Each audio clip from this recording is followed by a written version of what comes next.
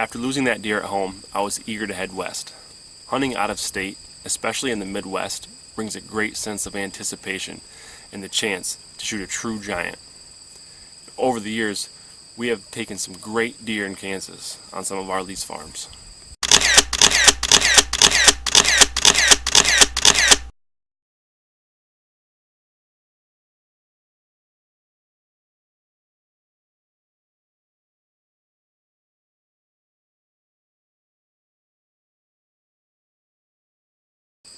Day one in Kansas brought some great success. Paul was able to smack a giant 135-inch 8-point the first 2 hours into day one.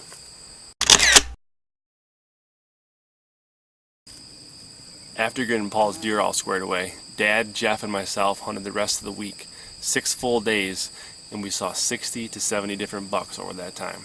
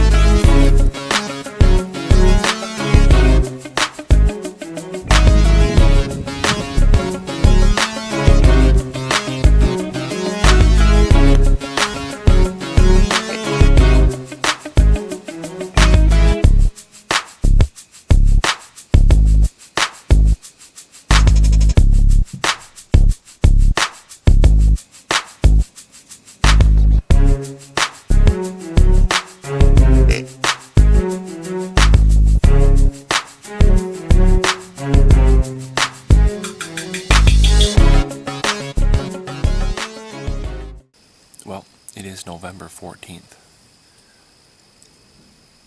and it is day 6 in Kansas, and we are in for our last hunt of the trip. You come here with no matter how hard you try not to, we come here with an expectation, at minimum, to see some giant deer.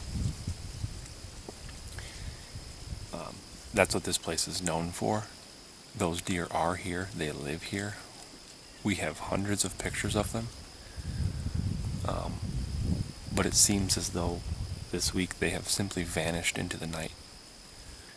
Between the three of us, we have seen 60 plus small bucks, ranging from the smallest spike buck you've ever seen to 125-inch 8-pointers, 10-pointers. But that's not what we come here to shoot. Sure, at home we would throw ourselves out of the tree to shoot a buck like that. We are at the Six Beards farm. Dad and I are both here for one last sit. And maybe we'll get it done. Maybe, just maybe, one of those big bruisers will walk by here. And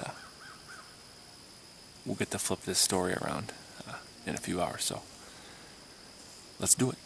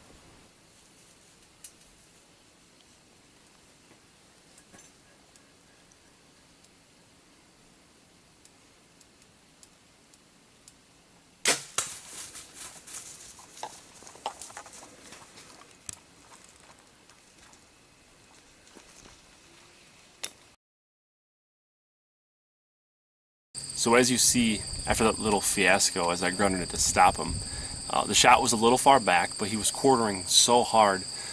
I was aiming right behind the last rib and hoped to drive that arrow up into his vitals. I was still confident that I made a decent shot and killed that deer. We crawled around in those cedars until dark and found some blood. A little spotty, but we did find it. And as it started to get dark, we decided we were going to back out for the night, give him overnight. It was supposed to be real cool that night, and we were going to come back in the morning and hopefully find him.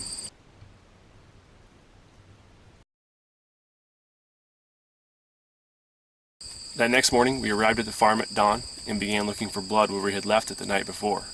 We lost blood, found it, lost it, and found it all over again. And finally, we found where that buck had left the patch of cedars that he ran into the night before. He ended up crossing a farm road, jumping a fence, and crossing a big green cut field. And all told, we chased that buck for about a half a mile, crossing 2 more fences, 1 more road, and a creek.